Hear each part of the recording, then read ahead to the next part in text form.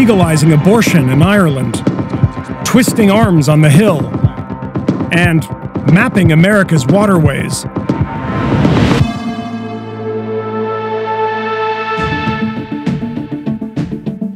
The friend who knew about Dylan Roof's plan to carry out a mass shooting at a black church and did nothing to alert authorities was sentenced to 2 years and 3 months in prison today. Joey Meek was also convicted of lying to the FBI in the aftermath of the 2015 church massacre. Roof killed 9 people that day and is currently on death row. Via its state-run news agency, North Korea aimed a direct threat at the United States. 우리는 미국이 원하는 그 어떤 전쟁에도 기꺼이 대응해줄 의지도 능력도 다 가지고 있다. Former South Korean President Park Geun-hye made her first public appearance since being impeached earlier this month for abuse of power. Supporters demonstrated nearby as Park met with prosecutors who were investigating her over allegations of corruption. 국민 여러분께 송구스럽게 사과합니다. 성실하게 조사에 임하겠습니다. Ivanka Trump got an office in the West Wing today and is seeking security clearance as an unpaid advisor to her father. But the official role comes as her clothing brand faces a class action lawsuit from a San Francisco boutique on behalf of retailers in California. Modern Appealing Clothing says Ivanka Trump's brand has an unfair business advantage, exploiting, quote, the power and prestige of the White House for personal gain. Italian police arrested 10 members of a criminal gang that has stolen $250,000 worth of wine and cheese since 2015. Cheese robberies are common in the country, where one wheel of Parmesan can go for more than $500.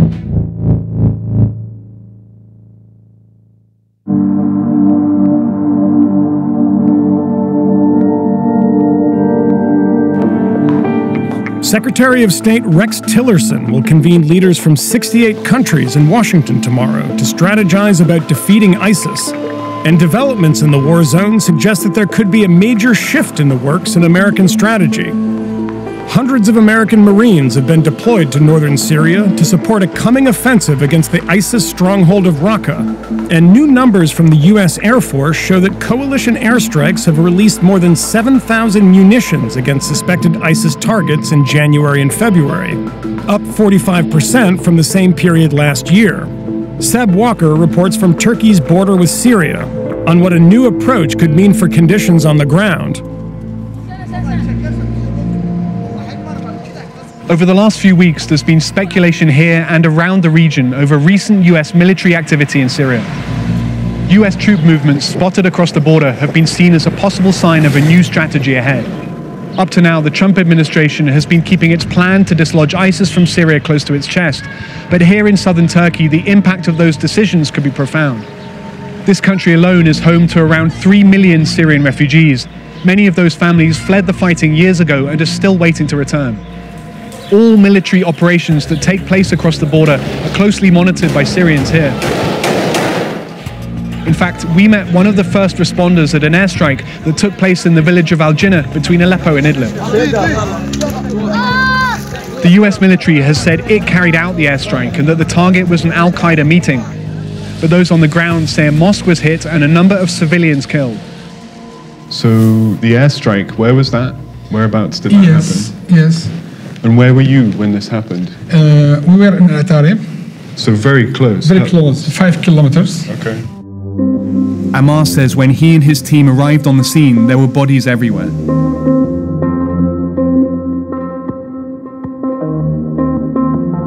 You took these pictures yourself? Yeah. I mean, the US says it wasn't a mosque. That's what the Pentagon says. Actually,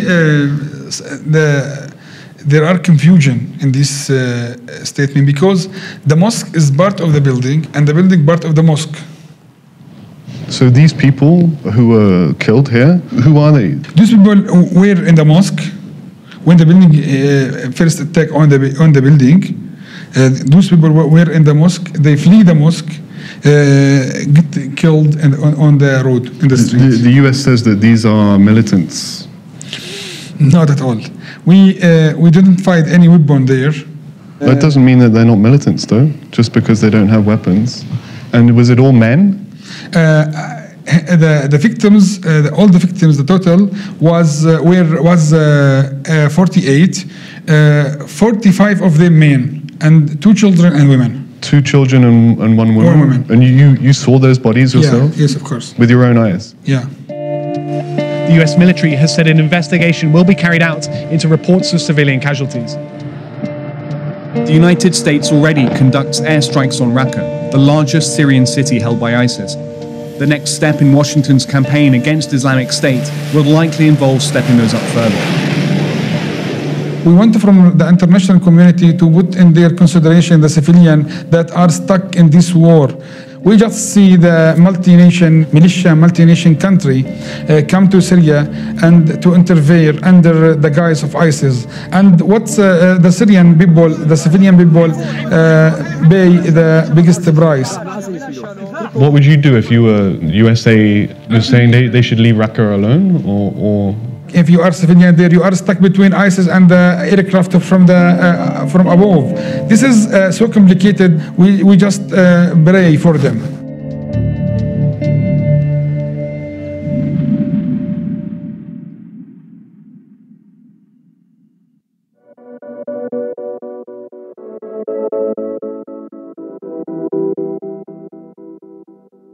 To his supporters, he was a peacemaker who was willing to compromise to end the troubles in Northern Ireland. To others, he was a paramilitary who helped the Irish Republican Army, the IRA, kill more than 1,500 people in its conflict with Northern Ireland's Unionists and the British government. Martin McGuinness grew up in Derry, in a Catholic area called the Bogside, the same place where 13 unarmed Catholic demonstrators were killed by British paratroopers in 1972. On what became known as Bloody Sunday. A year later, he was arrested near a car containing explosives and ammunition and sentenced to jail time. He was released after 6 months and claimed to have withdrawn from an active role in the IRA to concentrate on politics. Alongside his friend Gerry Adams, McGuinness became one of the key figures in Sinn Féin, the IRA's political arm, for the next 40 years. And Patrick Mayhew. When Tony Blair swept to power in 1997, McGuinness was elected to represent Sinn Féin in British Parliament and became his party's chief negotiator in the peace process sealed on Good Friday in 1998. In 2007, he became Deputy First Minister of Northern Ireland and formed a close working friendship with the equally hardline Unionist leader, the Reverend Ian Paisley, earning them the nickname the Chuckle Brothers. In 2012, McGuinness shared a historic handshake with the Queen, a symbolic moment that would have seemed impossible even 20 years earlier.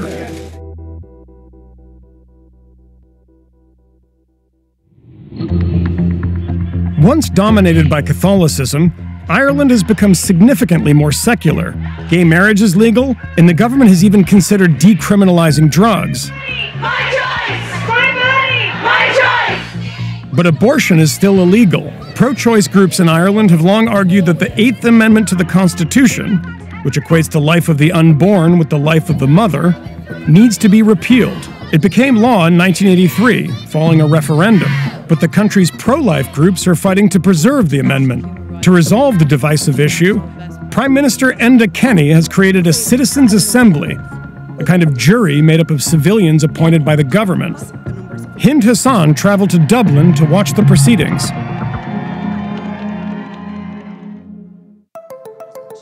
These 99 people, not politicians, have been tasked by the government to help decide Ireland's position on abortion. You advocate availability of early abortion. What do you define as early? What is your understanding of what repealing the 8th means? Has a father any rights in relation to the life of the unborn? Participants were selected randomly and are said to represent the country in terms of age, gender and geography. They meet 1 weekend a month to hear from legal experts, medics, as well as pro-choice and pro-life lobby groups. Rebecca Kiesling is an American anti-abortion activist. It's not whether she had a right to choose. Should she have been able to kill me?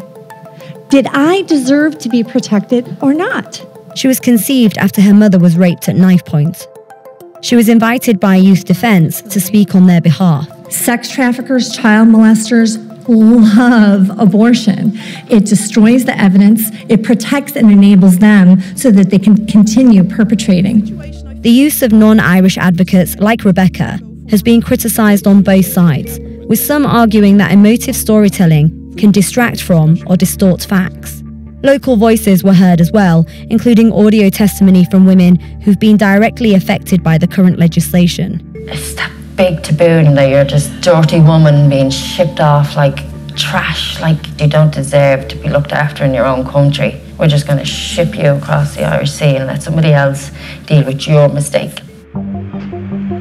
Ireland has a near-total ban on abortion, including in cases of rape and incest, but it is allowed in circumstances where the mother's life is in danger, including from risk of suicide. Thousands of Irish women are forced to travel abroad for terminations every year. At least 9 a day head to Britain, costing them on average around $1,600. Opinion polls show that a majority of the population are in favour of liberalising the abortion laws in some way. Irish Prime Minister Enda Kenny argues that the Citizens' Assembly allows this controversial issue to be discussed away from party politics. But critics believe it's just a further delay in changing the legislation and say it's time to hold a referendum. Tara, who had an abortion 11 years ago, says she was one of the lucky ones who could afford it. It's been 2 years since she first spoke publicly about her experience and remains one of just a handful of Irish women to talk openly about their abortion story. Can you tell me what you think about the Citizens' Assembly and its debate of the Eighth Amendment? I've been so keen for our government to move on this issue at all, that it is some movement.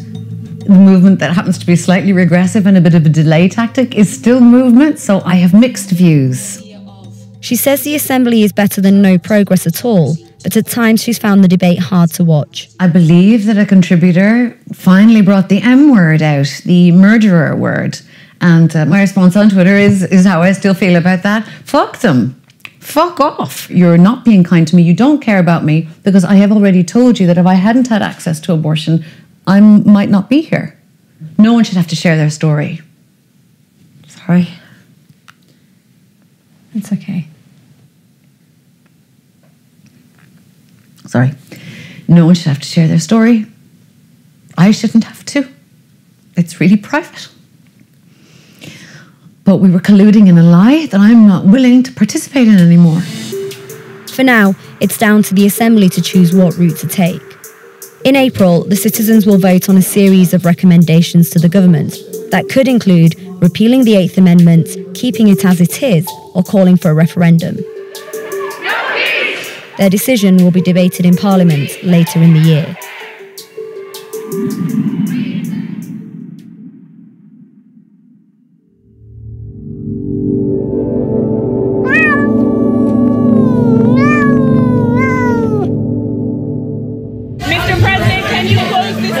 President Trump made the trip to Capitol Hill today to build support for the GOP's unpopular Obamacare replacement bill.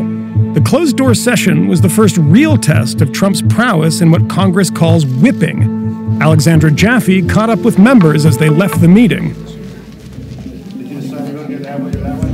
The president came to Capitol Hill today with a threat. Vote for this bill or else. Do you think there will be political repercussions like the president warned? Well, the political repercussions are we might well lose the House and the Senate next year, and we won't do tax reform, and the voters next year will say, well, all right, we elected a Republican into the White House, you have the House and the Senate, you have reconciliation, all you need is a simple majority, and you got nothing done. He even called out Mark Meadows, the congressman leading conservative opposition to the bill. Trump made Meadows stand and jokingly threatened to back a primary challenge to him. That's Donald Trump trying to close the deal. It probably won't surprise you to hear it didn't really work. I think everybody worries about primaries, but I don't think that this is meant to be a threat in any way. Do they have the votes? I've got to go, guys. Do they have the votes right now? They do not have the votes right now. Sending Trump to the Hill is Republicans bringing out the big guns to try to get this bill passed. But it's not the only thing they're doing to try to win votes. They also made some last-minute changes to the bill to satisfy holdouts. Moderates got some vague assurances that older Americans would get higher tax credits. Fiscal conservatives got a quicker rollback of Obamacare taxes. And social conservatives got tighter language to ensure that abortions will be subsidized by the government. That didn't really work either. I have a conservative district, My calls are running 10-1 against this bill by the Republican Party. Congressman Rod Blum is one of those Republican skeptics. He represents a swing district in Iowa, and while he campaigned with Donald Trump in the past, he wasn't convinced by the president's pitch today. Blum explained to me how his colleagues are trying to whip him on the bill and why it hasn't worked. Okay, well, I'm a businessman. I'm a career businessman, not a career politician. And they try to baffle us with political details, is the way I see it. And it makes your head spin. Today it was a hard sell. It was almost like a threat that there could be political repercussions. Do you think that's going to have any more impact? I hope not. When, as a freshman, I voted against the then Speaker of the House, John Boehner. And there were a lot of threats made at that time. Some people lost their committee assignments. Some people lost subcommittee chairs because of it. Some people didn't have money raised for them, such as me on the NRCC. I hope not. Let's not get into that. And if their response is, well, this is the best we can do at this point, it won't be passed otherwise, this is our last opportunity, what's your response to that? I think the American citizens sent us here, Republicans, to do something bold. I think they sent President Trump here because he's not a career politician, as I'm not. The typical whipping of you're going to go to the White House, have an Oval Office meeting, or you're going to have a ride on Air Force One, or these types of things. So we're going to help you be a committee chair or something. It's like, this is too important.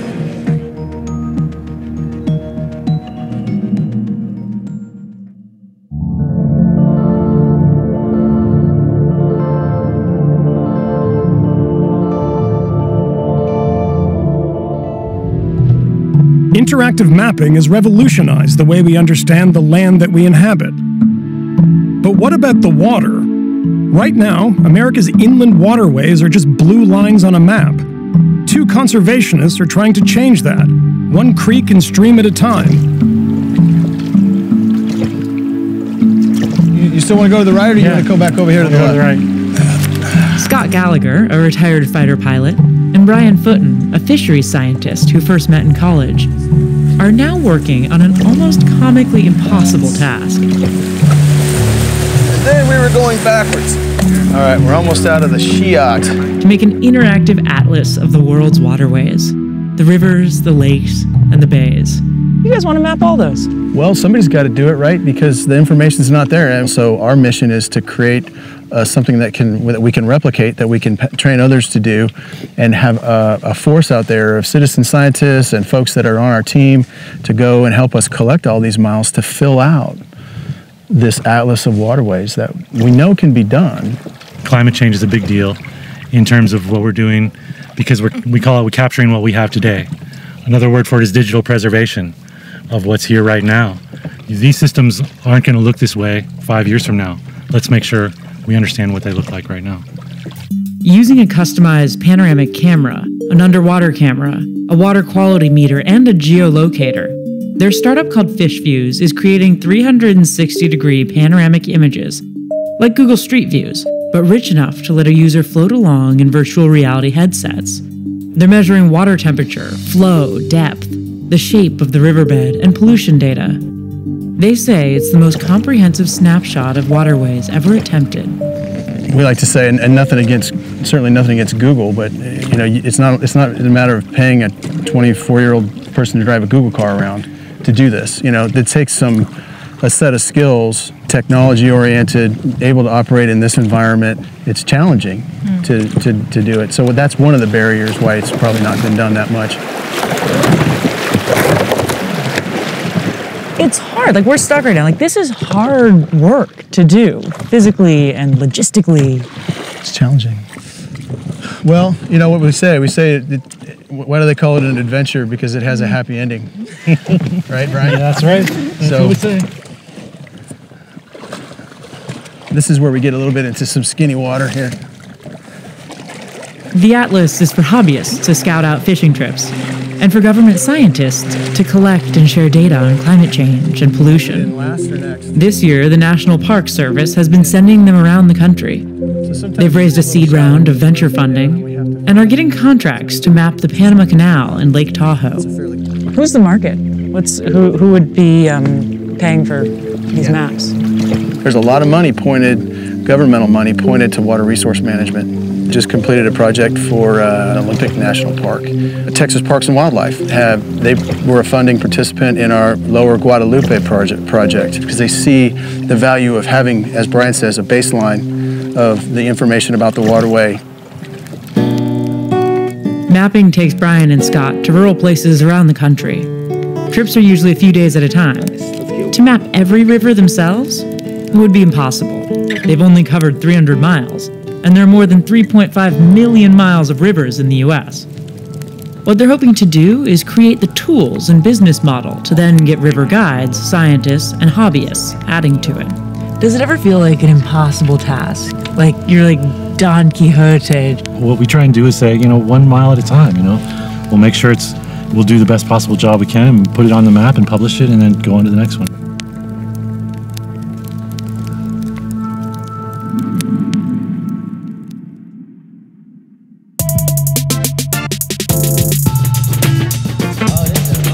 Man, there's some good music out right now. To be young and in love. It sound like you remember when the Lion King came on and the Simba was up there like that? This could have been the sound that all this little soft, you know what I'm saying? It's tight. Where's the revolution? Yeah, this sound like a war. In a war video game for the previews and shit, and then be bombs blowing up and people would be shooting and shit, and then be going in slow motion. Like this This would be a soundtrack on Law and Order. A woman's love. I'll walk up on a girl with a rose in my mouth to this giant. Don't this sound like Zorro?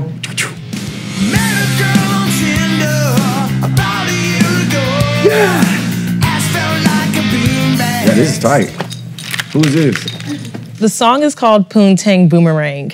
Oh, wow. Untamed Boomerang? Poontang Boomerang. Pootie Tang. This is hard. You know dude got long hair. You know how in rap songs when it says parental advisory? That one needs to be rated porn. That just changed my whole life. That's Vice News Tonight for Tuesday, March 21st.